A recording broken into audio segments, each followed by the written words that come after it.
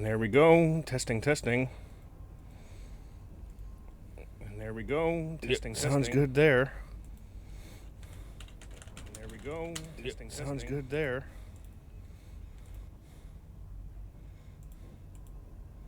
And we are live on YouTube as well. All right.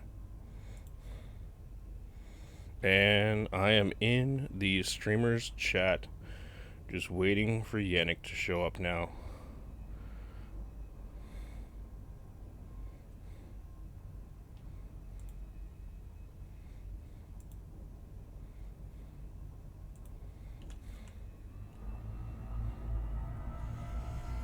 So how's everyone doing this evening? I know nobody's here yet.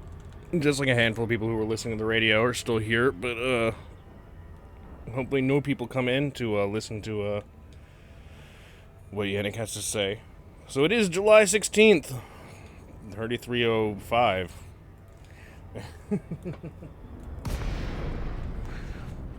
Oh, there we go. Yeah, that's a good one.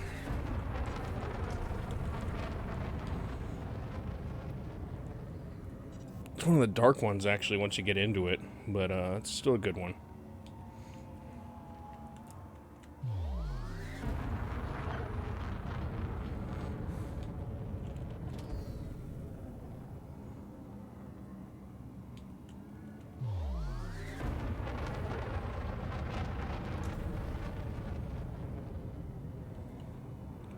Outside of all these little crystals, I'm looking for...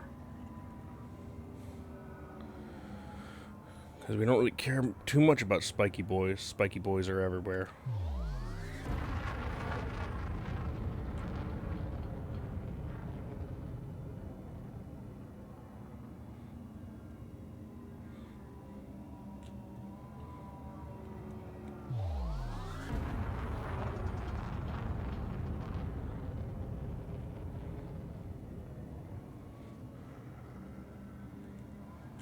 There they are.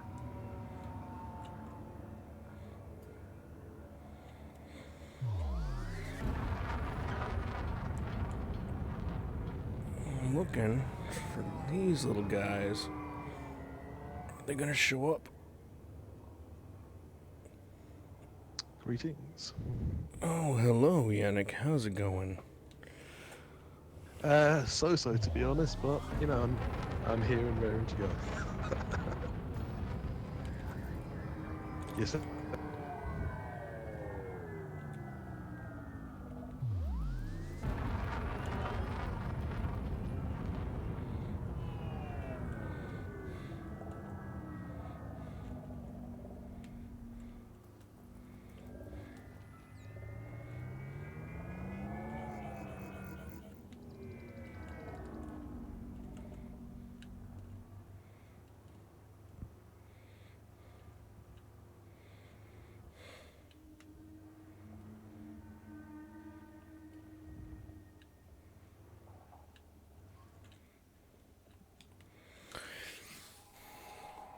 Hello, Firecrack. Hello, Silver. Hello, Computer Master. Welcome to the stream. I'm getting pinged all over the place. Yeah. Happy birthday. I know. Don't. Just stop. Don't worry, I won't say anything. It's just a day. I don't know why people have to make a big deal about it.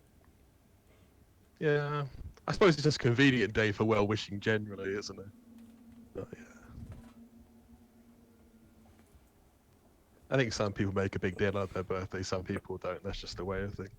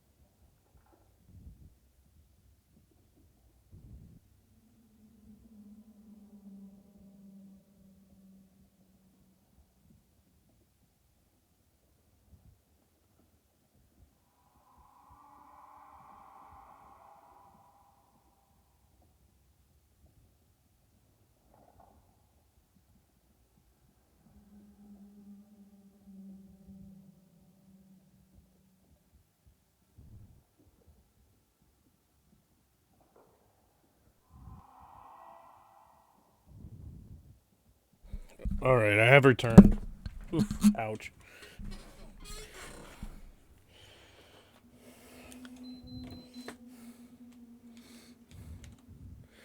So, for anybody out there listening, is my mic on? Yes, it is. Good. Okay. Anybody out there listening, wondering what we're up to? We're here to kind of recognize, as part of the Apollo 11 expedition, 50th anniversary expedition, to recognize its launch. Uh, as I've said on the radio before, the Apollo 11 Saturn V rocket was launched from Kennedy Space Center on July 16th, 1969. 4 days later, basically humanity would change forever. I don't know a lighter way of saying that. Well, that's it, isn't it? That's it in a nutshell. Like, you really can't go beyond being like, hey, we walked on another planet.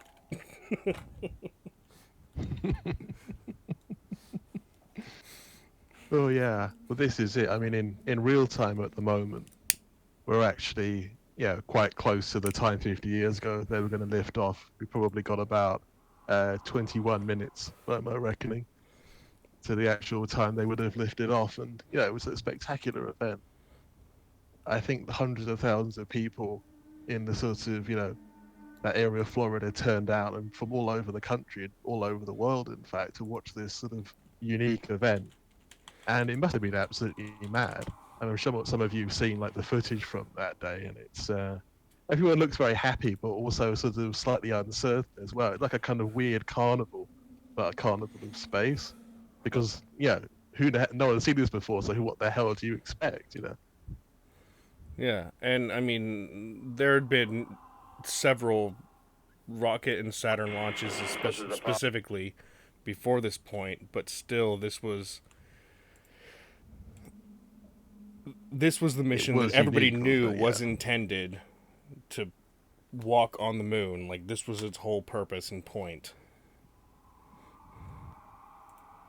Well, And that was it. Everybody knew it was this one time, wasn't it? That everything, all this preparation, all these millions of man hours had all come down to this, and this was going to be the first attempt to actually land on another world.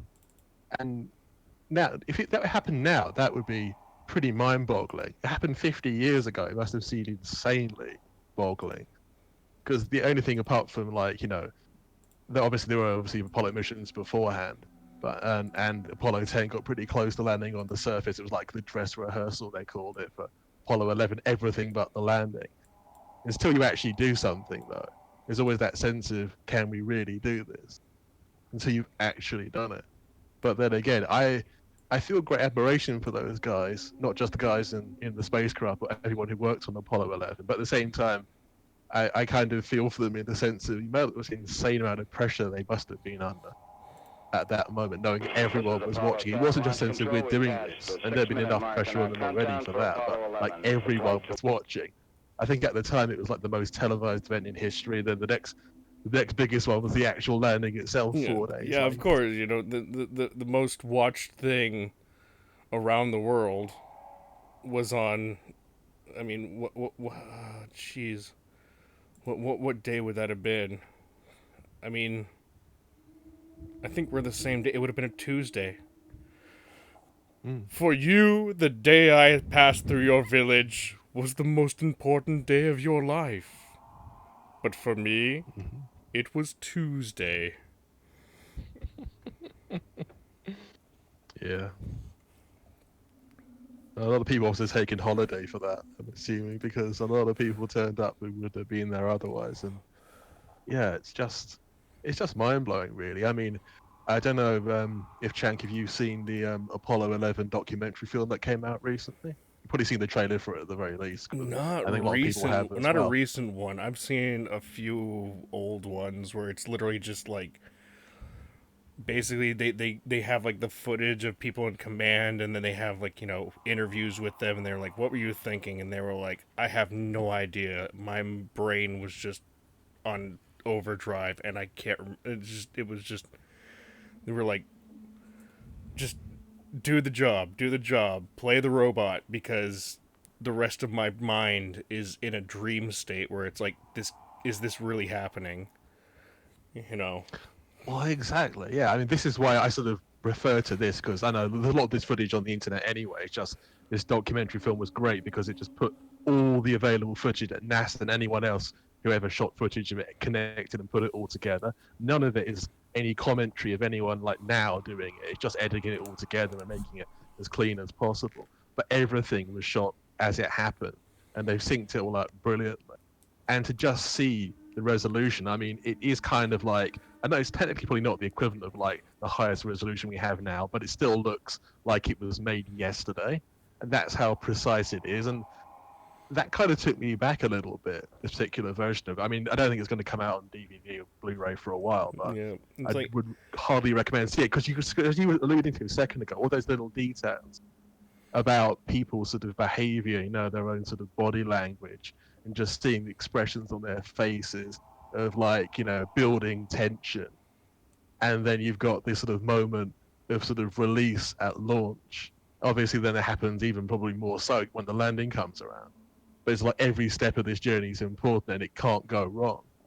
But yeah, it's all this sort of the human element of it, I suppose, not oh just the god, this is one of amazing my favorite technology they have. Yeah. shots. This is okay, so I'm watching clips of a specific television broadcast, and there's this shot of all the like, it's got a handful of like military people, and then it's got a bunch of like, they look at reporters, and then it's got a bunch of civilians, but then behind them there's like 50 flags.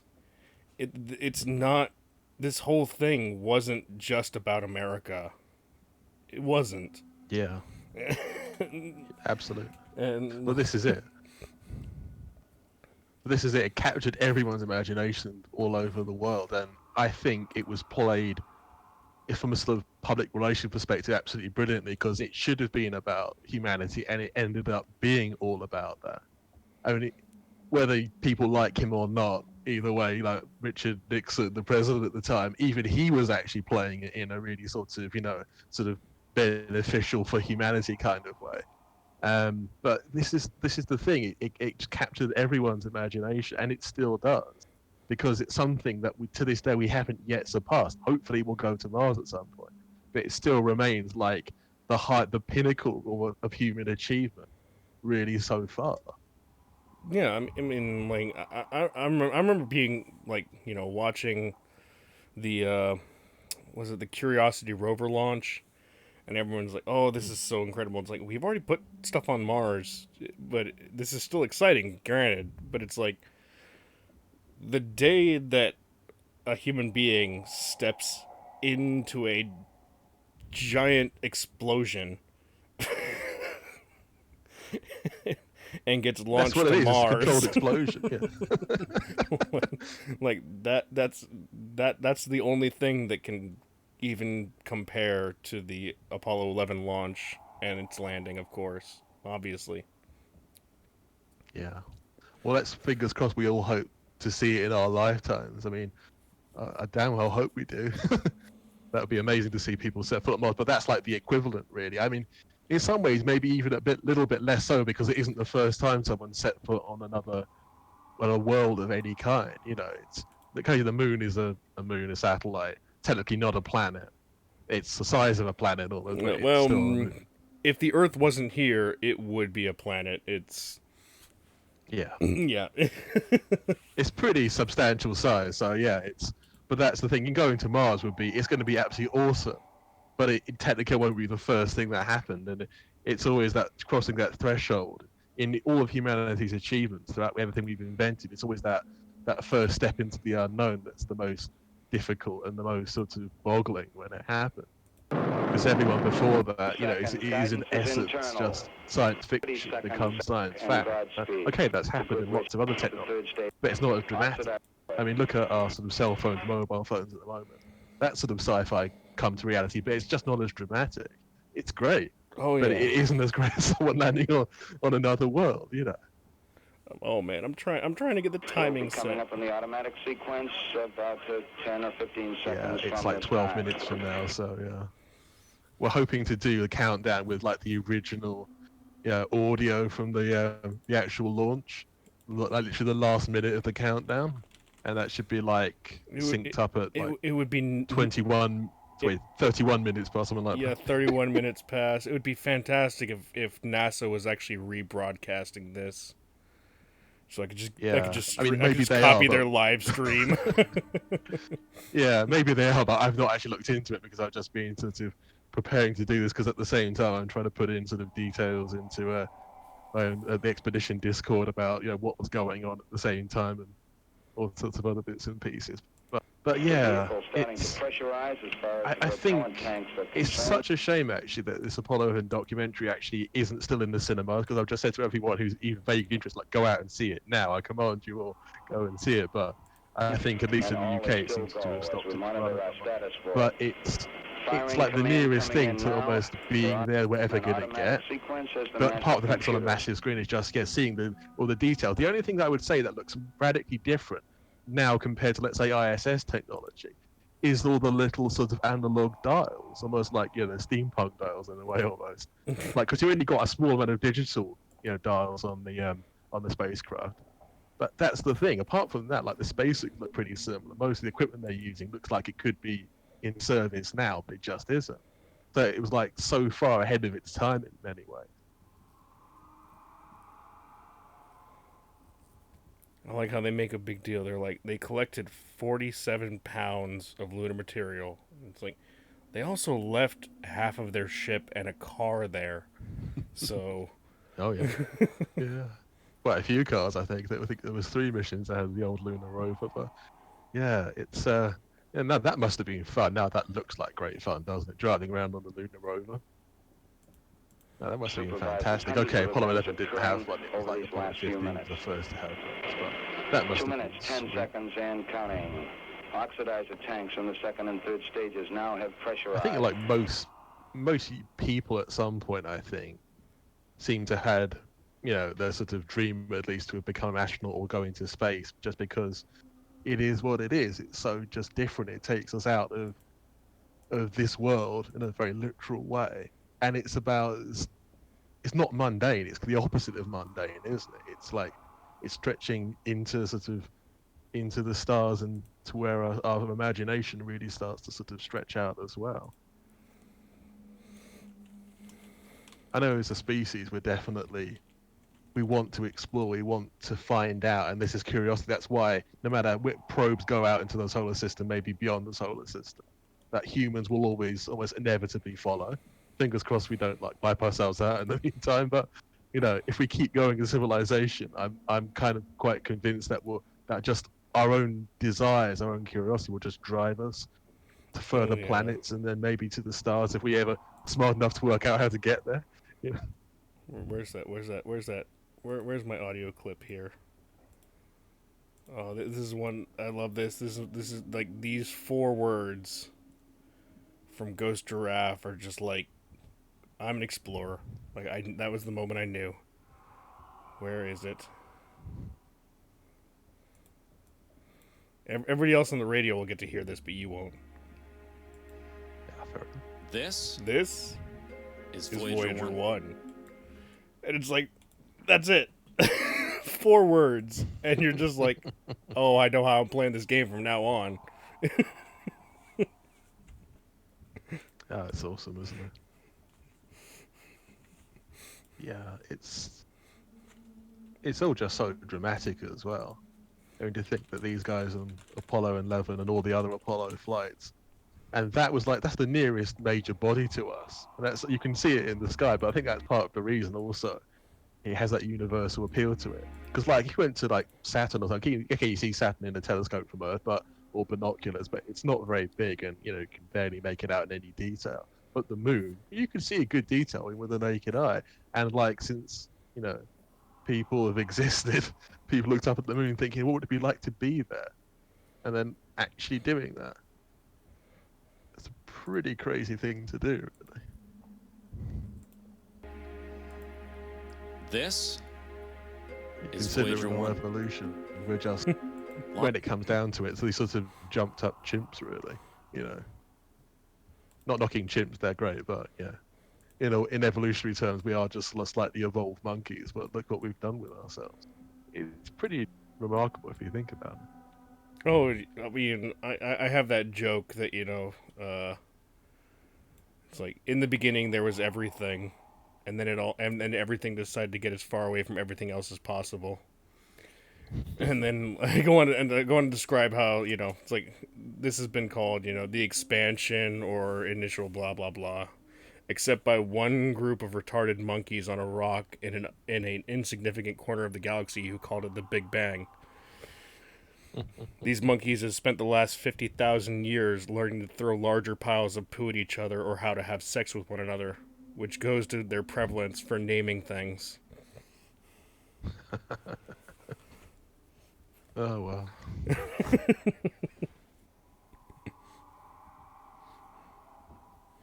I'm wondering if I could time up the actual video. That would be amazing. T-minus 1 minute, 35 seconds. Yeah. The third stage completely Just thinking, it's like, I know there's probably lots of T-minus 50 events. seconds and There are counting. definitely events across the world sort of celebrating this in sort of outside the internet and sort of real life too. But We're past I T-minus wonder what the most 6 interesting one's going to be. I'm sure 55 someone like the seconds Cape and and counting. probably got something going on in Florida. It's probably a pretty good place to be at the moment, I was thinking. Oh, yeah. Obviously, there's no actual sort of launches onto there as far as I'm aware, Yeah, but there's nothing yeah, just going the fact that just being with that Saturn V in the museum, it's one that everyone sort of sees, and that it's just, be a great place for a party, I think.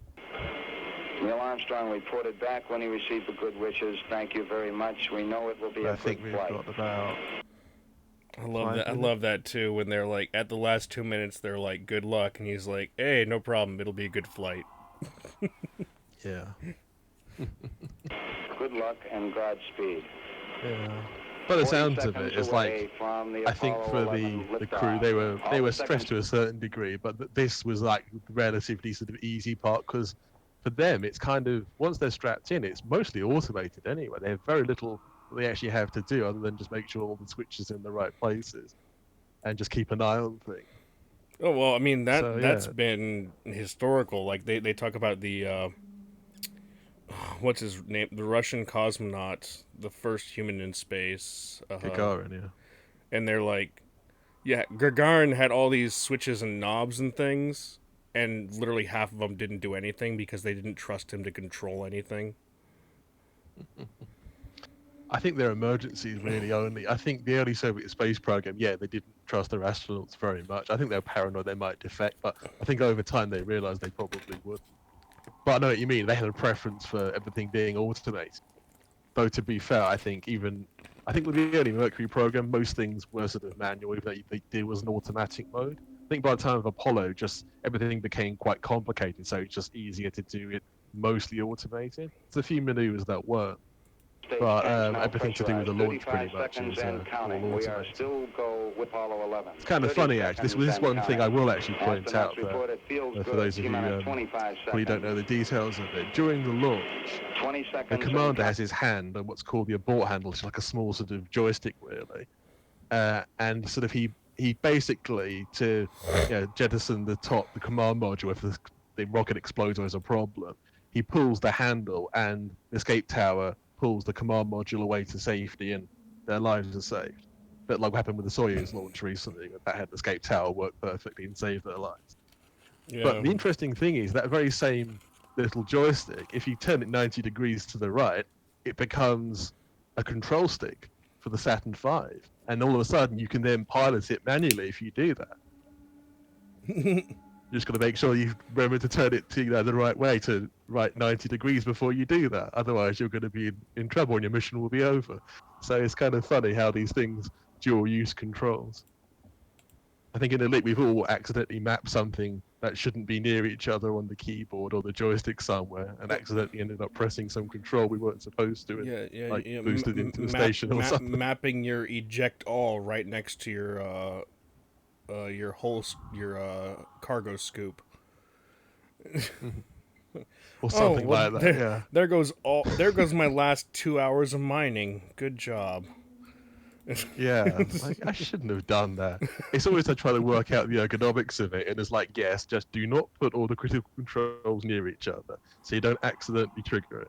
But that's easier said than done because there's so many controls. So you're not actually going to get to The hear boost this button. on the in the Discord, unfortunately, because I don't have a way to do that. I think we're quite close to the beginning of the last 60 seconds Yeah, anyway. it'll be on the stream. So Okay. I think we're about to enter the last 60 seconds in a few seconds now, so it's all right. and I'm going to play the audio now. Minus 60 seconds and counting. We passed T minus 60. 55 seconds and counting. Neil Armstrong just reported back. It's been a real smooth countdown. We passed the 50-second mark. Power transfer is complete. We're on internal power with the launch vehicle at this time. 40 seconds away from the Apollo 11 liftoff. All the second stage tanks now pressurized. 35 seconds and counting. We are still go with Apollo 11. 30 seconds and counting. Astronauts report it feels good. T-minus 25 seconds. 20 seconds and counting. T-minus 15 T-minus 15 seconds. Guidance is internal. 12, 11, 10, 9.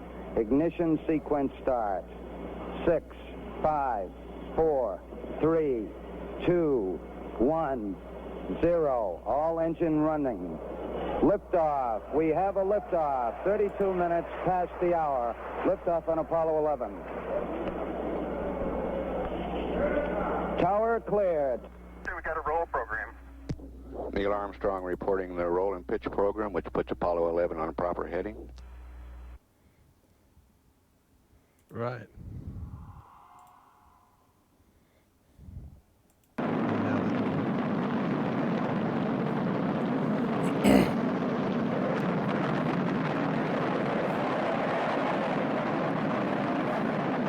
I love how many cameras they had focused on this to like record every little piece. Like, I mean, because they needed to, because they were like, we need the data for how this is working, and if anything fails or anything goes wrong, so we can fix it. Exactly. Obviously. Yeah, that's it. It's on multiple purposes, doesn't it? One, as you say, is for the engineering, and part of it is also to document it for posterity, isn't it? So, because it's quite funny when you see like a lot of documentaries footage of launch. A lot of the distant footage is obviously the actual launch itself, but the rest of it's like stock footage from, I think, the Apollo 6 launch, if I'm correct.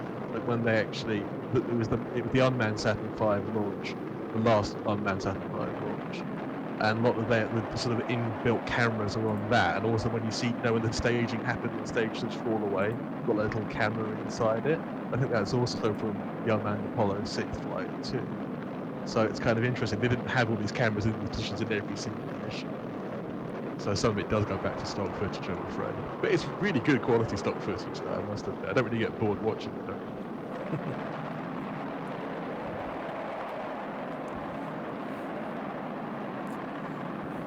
Part of this, I was like simultaneously like typing in stuff for the Apollo 11s in Discord about what happened at this moment 50 years ago.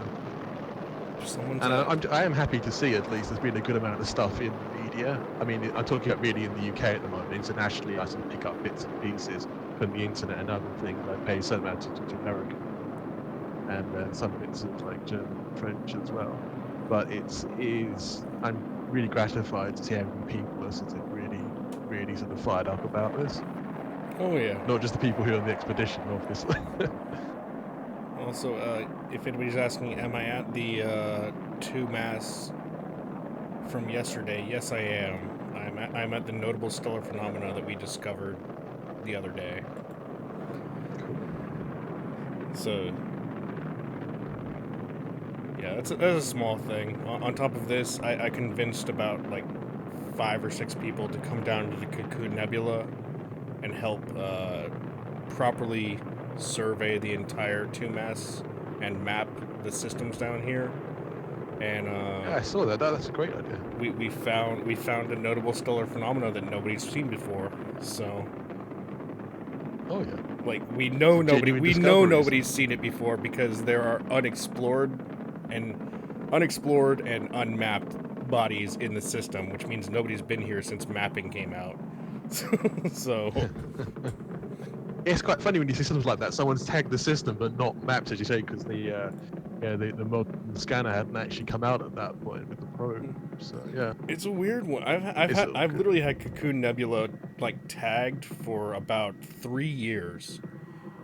And I'm finally coming out here and I'm just like, oh, it's so close. People have already seen everything. It's like, nope, there's still stuff people haven't touched out here. It is interesting, I think, because as you're right, the expedition gets to a certain point, which it's sort of reached more or less now, where you're starting to get the first sort of groups of systems that still haven't been tagged by people. Yeah, they're usually slightly off the beaten track, but there still are some out there.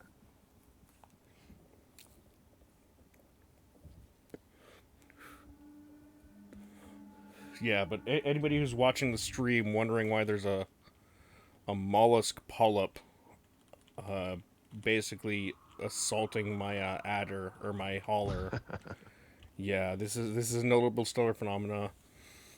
I won't try to tell you That the sounds like system fun. name because it's a two mass. It's ridiculous. It's two mass J21533-184 plus 4716148. Like, there you go. Good luck finding that. But you can see it It on the doesn't roll map. off the tongue, does it? It's on the Sol side of the Cocoon Nebula here, so there's only a handful of systems that you have to fly through before you finally find it. Take your screenshots. There it is. Actually, let me just do this. Just post it.